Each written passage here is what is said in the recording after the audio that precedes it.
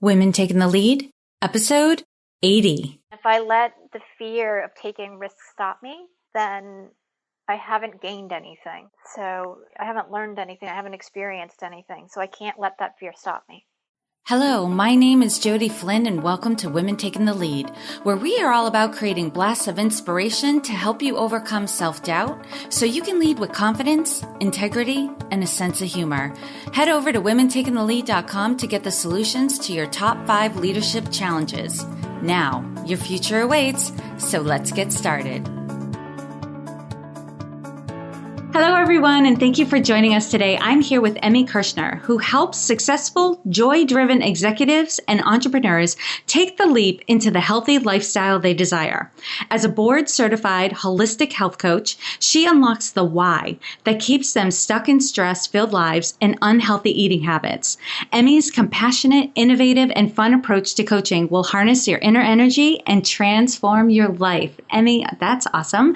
And that's just a little intro for everyone. So tell us more about you and your own humble beginnings. Oh, thank you. First of all, let me say thank you for having me. And it is really a pleasure to be speaking with you. And humble beginnings. It all began a long time ago in a land far away. Really, my first wake-up call to healthy eating and really the backstory of how I became a health coach started with my son, who is now 16. And at the time, he was about a year old, and he was having digestive problems. And we had taken him to all these doctors and had multiple tests, and really nobody could figure out what was happening. And we were living outside of Boston at the time, and we were taking him to Children's Hospital. So, I mean, we're talking, great doctors.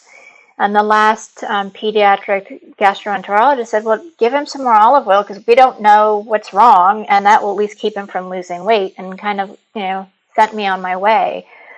And I was like, well, there's got to be something. My kid can't not digest food for forever. So I started reading everything I could get my hands on. The ingredient labels, nutrition books. And it was one of those times when everything kind of, comes out at once, where I have these 7th generation commercials in the background on the radio playing 24 hours a day. And Michael Pollan had come out with Omnivore Dilemma and Fast Food Nation. So I was really having this huge wake up call to what our food system was like. And I was really shocked. So that's kind of how I started with where I'm at now. And as my intro says, I essentially work with entrepreneurs who are ready to make that leap into a healthy lifestyle. They're tired of dieting. They're tired of being stressed out or overwhelmed. And they've tried losing weight or getting healthy more than once. So I work with them to make it a permanent lifestyle that works for them. And I can imagine, these busy executives, busy entrepreneurs, so appreciative to have somebody helping them make the right choices. Because, I don't meet one person who says, I don't care about being healthy. I really don't. Nobody says that. Everyone says, well, I'd like to be healthy, but I don't have the time. I don't, have the means, blah, blah, blah, blah, blah. There's always, a lot of reasons, and some of them are very valid. Your clients, I'm sure, have very valid reasons why it's difficult. Absolutely. But it's hard when you're running a business and you've got kids and, some of my clients are traveling all over the place. It's more challenging. So I take all of that out and I make it easy for them. Oh, God bless. I like to say to certain people, you're doing God's work. You are doing God's work. Well, I get to see such transformation, not only in them eating healthier, but how they feel about themselves, and then how they interact, in their business. And I really see a huge trickle-down effect in their businesses as well. Oh, for sure. I was just talking about this with another guest earlier about how, if you're, getting healthy, for me, if I'm working on my health and wellness goals and I'm doing well in that area, that goes across the board. I then function better in my business. It's easier to connect with people, to make a difference for them. My finances just tend to get better. It's just this overall intention of getting healthy across the board, and it ripples. Yes. It does, and it's a lot of fun for me to see, because sometimes things show up the way I wasn't expecting, but it's always very positive. I love that. Yeah. Well, I mean, clearly you've had success, in doing what you're doing right now. You are knocking it out of the park, and you've definitely gained confidence, and I think back like to where you were at the time when you were researching with your, trying to help your son and just doing a lot of research with that. Yeah. You probably felt like an incredible newbie, right? And everything was just shocking and eye-opening. And those days are gone. Not to say that you're not learning more, but you definitely, you've got a lot of knowledge and expertise and experience on your side. But take us back to a time when you were playing small and you may not have been aware of it at the time. Share with us the story and the lessons you've learned. Oh, sure. And it was funny because I was just thinking about this the other day, and it was when I got my first job, real job out of college. I graduated in 1993 from Roger Williams University, and had a bunch of temporary jobs and everything, and had moved back to New Hampshire and was working with a placement company to find something. And I ended up finding something on my own, and I took it right away without negotiating the salary. And at like a day later, the placement company called me and said, "Hey, this job that you had interviewed for, they want you, and they're offering, blah."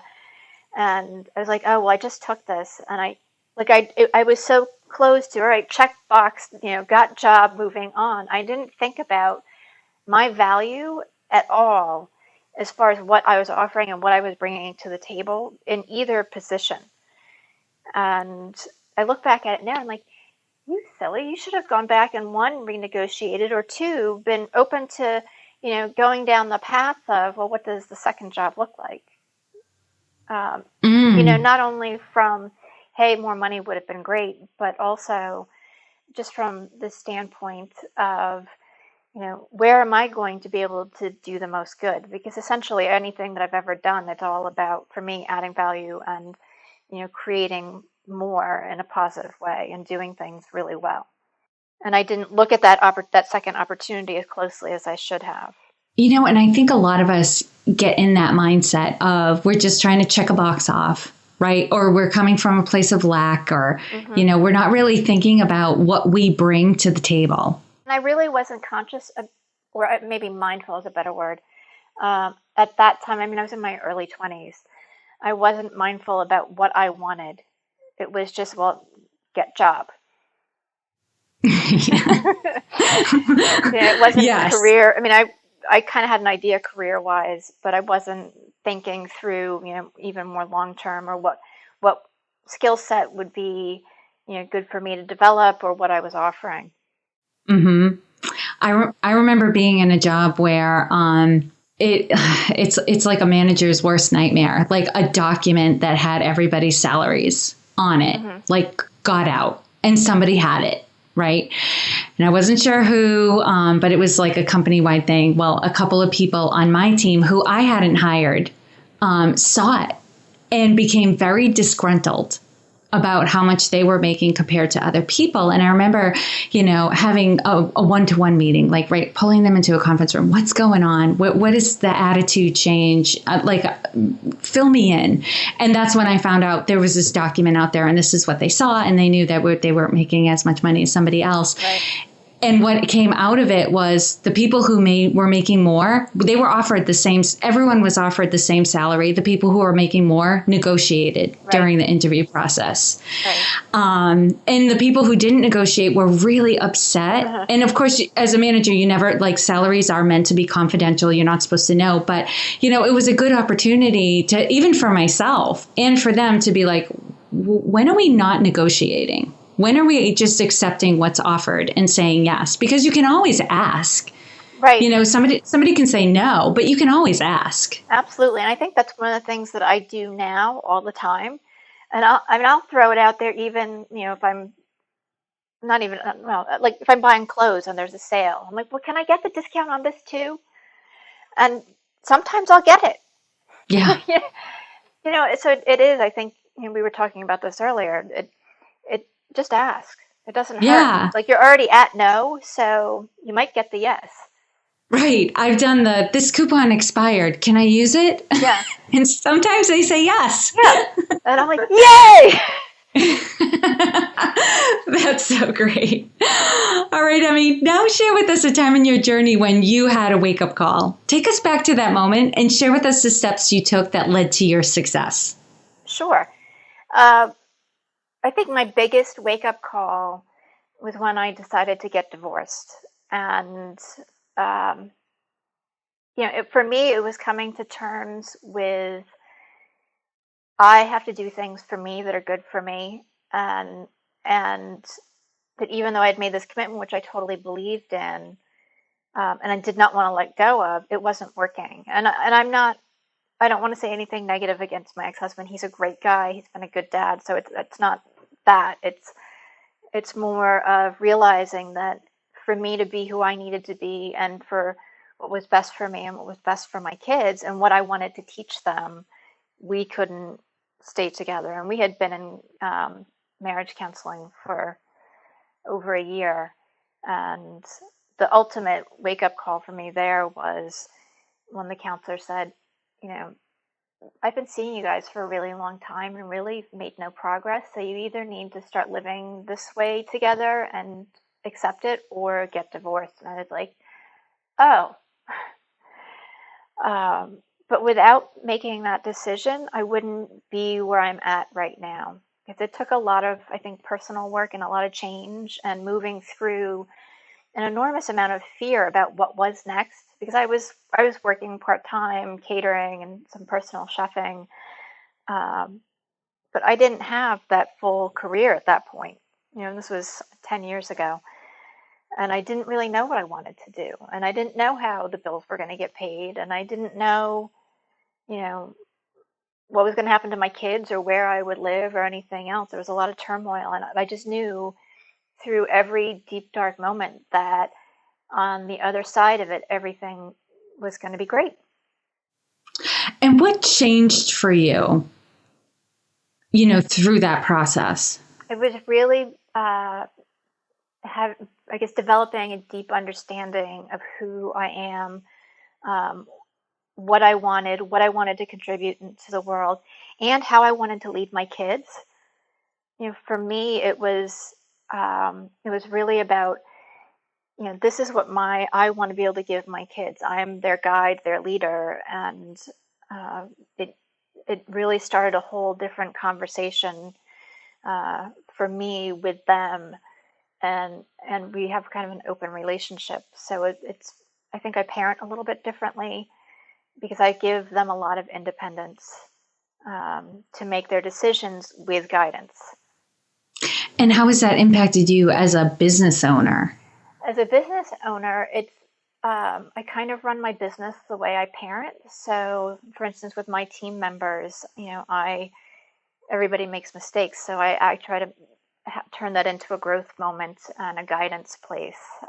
But it's also helped me as a business owner because with every step, with everything that I, have learned, have yet to learn, and think that I know really well, I'm very intentional with it. Yeah, it sounds like, and correct me if I'm wrong, coming out of your divorce, there's a theme of independence and intention. Yes. That you've brought to everything in your life. Yes. And some days, better than others, like everybody else too. I mean, I don't want to say, I wasn't like, right, yeah. I wish I had that moment and everything was glorious, but it's and it was happily ever after. Right. It's really given me the courage to try new things and to not be afraid. A friend of mine told me, he's a financial advisor, and he's like, yeah, you're always on that 9 to 10 risk tolerance level for everything. And I'm like, I am, because I want to try new things. Mm-hmm. And if I let the fear of taking risks stop me, then I haven't gained anything. So, I haven't learned anything. I haven't experienced anything. So I can't let that fear stop me. That's inspiring. And Emi, what I want everyone to get is there's no one way to lead, right? Because we all have a different strong suit, different preferences, different ways of doing things. We're all going to lead a little bit differently. So, Emi, how would you describe your leadership style? I would say it's definitely, I want to be a mentor, I want to be a teacher, and I want to be somebody who is uplifting everyone who is around me. So whether it's my team members or if it's somebody right out of college or somebody who's just starting a business, I will always take the time to chat with them and help them take the next step or give them suggestions, because I think we need more of that in the world. And if everybody's having some support, then they can do what they need to do on their journey. I think we all need a little push sometimes. Yeah, there's that adaptive parenting style again. Yeah. Showing up, yeah. Well, and I want to connect. So for me, it's about creating those connections. And one way to do that is, to act as that mentor and to, be a guide. So it's how I run my business, as I said, and it's how I parent. Perfect. And Emi, tell us about one thing that you're working on right now that you're really excited about. I am so excited. I am launching in January. It's a 4-module online video e-course, and it's called French Fries to Foodies. And it stems out of my older guy who had the digestive problems. By the time I had healed his gut and figured out what was working for him, he became a very picky eater, to the point where at 4 he was eating 4 things and only 4 things, and he would rotate those 4 things occasionally. And I got tired of it at one point, just negotiating and the power struggle and bargaining and making 2 different dinners and anything that any parent can possibly imagine that is frustrating when trying to get your kids to eat anything healthy. And I decided one day I was done, and I changed everything.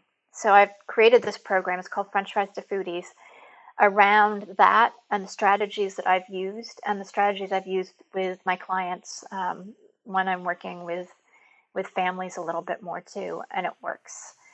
Oh, very so cool. It's something that will be, you can purchase it on my website, and it will have a workbook that coincides with the videos so that parents can create a strategy that works for them. And we're going to talk about where to find you, but I'm sure there are some people right now who want to hear about it. So, so for those listening and want to do the French Fries to Foodies online video course, it's at emikirschner.com. And again, that you can find that link on Women Taking the Lead if that's hard to spell out too. So that will be easy to find and available for you. All right, Emi, now I'm going to do a quick leadership roundup. So tell us, what is one practice that helps to make you a better leader? I have 2. First of all, I think it's meditating, centering, and grounding all in one bucket. And I am somebody who loves learning, so I am open to new ways of doing things, new techniques, new systems, all the time, because I think there's something to gain from that, and to gain from learning from other people, even if they're doing something very similar to me. Very cool. And what is one book that you would recommend to a woman to help her develop her leadership? My favorite book is The Firestarter Sessions by Danielle Laporte. I am a huge fan of hers, and she in that book talks about how to start a business from a creative standpoint and getting out of your own way, and setting money goals, and in a way that's very creative, that allows you to be the person that you are and not conform to some rigidity of what we may think business has to look like, or a way that it has to be done. And is she mostly for business owners, or does she appeal to a bigger crowd? She is not. She's mostly for women. Okay. And she also has the Desire Map, which is a great way of looking at how you want to lead your life. So she's inspiring, smart, just amazing woman to follow. Very cool. I've heard of her, but I wasn't clear on like her entire program. I've heard of the Firestarter series and the Desire Map, but not enough to be articulate or knowing about her. So that's good to get some more information on her. She is the one person that I have followed, I think, for probably 4 years. And I tend to, I'll follow somebody for a little bit and then drop off and maybe come back. But I've consistently followed her, read her stuff. I have the Desire Map. I have the Firestarter sessions. She has a great Desire Map day planner. So I just ordered that for 2016, and I have the 2013 and 2014 versions, which I've used. Very cool. Okay. So Danielle Laporte, for those who are interested. Yes. And if you want to find out more about her, if you go to my website again, I have a link that'll take you to her website as well. Perfect. Yeah. All right, Emi, what advice would you give your younger self? Just do it. Steal Nike's logo.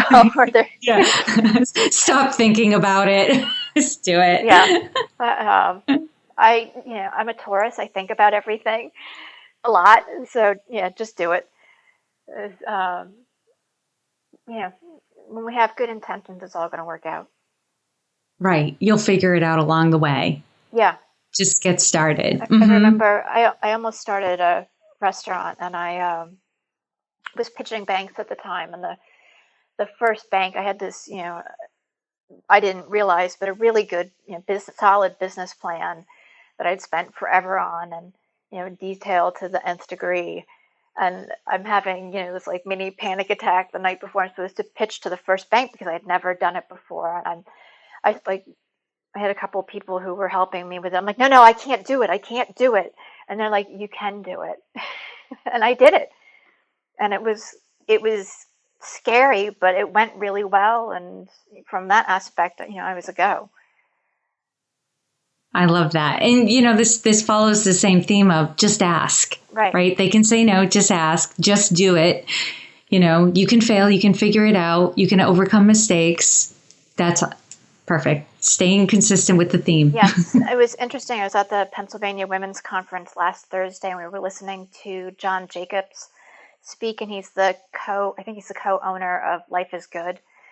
And one of his things was, there really isn't any failure. It's what you get out of it. So there's success and then what you learn. And I think that's a great way of reframing it and turning it into the positive. Yeah, he's great. He was one of the keynote speakers for the Massachusetts Conference for Women last year. Okay. So last December. Right. And yeah, he really carries that message of, just go ahead and try. And if it doesn't go according to plan, well, then you've got information. Right. And you can do it again. You can tweak and keep going. Yeah. Love that brand and their message that they're getting out there. So do I. Which is a great segue, because I would like for you to share with us a success quote or a mantra and why it has meaning for you. Okay. I have two again. I say, and I think unconsciously because my clients have called me on it, but I say it's all good pretty regularly. And I got that back from my catering days when things don't go according to plan ever. At some point, I will write a business book that's, everything that I needed to know about business I learned in catering. And it is all good because you just go, from plan A to plan B and sometimes plan C or D, but you can make everything work out. And I think when life throws us chaos on occasion, and we're going to get through it. It's all going to be good. And my other one is the point of life is happiness, and that's from the Dalai Lama. And for me, that's something that I use to just keep myself centered in what I'm doing, because I don't want to do things that don't make me happy. And Emi, that's just I just want to leave it right there. Perfect. So lastly, what is the best way for this community to connect with you? Oh, I'm everywhere. My website is emikirschner.com, and it's EMIKIRSCHNER Kirschner.com. And I'm on Facebook, LinkedIn, Twitter, Instagram, Pinterest, Google Plus. I think I covered them all. Yeah, I think you did. I'm looking at your list. I'm like, yep, 6. I was going to say, you have all the links, so we'll get those posted out. Yeah. And, yep, and I'll be connecting with you there as well. There's a contact form on my website, so if you want to email me and send me a note, I answer all of my emails personally, so I please invite you to do that. Mm-hmm. Absolutely. And for you listening, you can find all the links and resources shared in this episode at womentakingthelead.com, or you can use the short link, which is womentl.com. And Emi, thank you so much for taking the time to inspire and enlighten us. We are all better for having met you. You are so welcome. As I said, it was a pleasure to talk with you. Thank you for joining me on Women Taking the Lead. Were you inspired to take some action today, but maybe don't know where to start? Or maybe you have so many great ideas you can't decide where to focus your attention. Don't let stress or overwhelm stop you from having the career, the business, or the life you want to live. Head over to womentakingthelead.com/coaching or use the short link womentl.com/coaching to sign up for a consultation with me.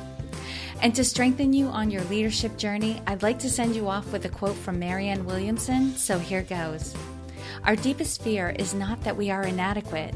Our deepest fear is that we are powerful beyond measure. It is our light, not our darkness, that most frightens us.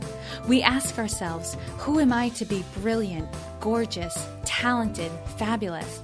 Actually, who are you not to be? You are a child of God. Your playing small does not serve the world. There is nothing enlightened about shrinking so that other people won't feel insecure around you. We are all meant to shine as children do. We were born to make manifest the glory of God that is within us. It's not just in some of us, it's in everyone. And as we let our own light shine, we unconsciously give other people permission to do the same. As we are liberated from our own fear, our presence automatically liberates others. Again, thank you for joining me, and here's to your success.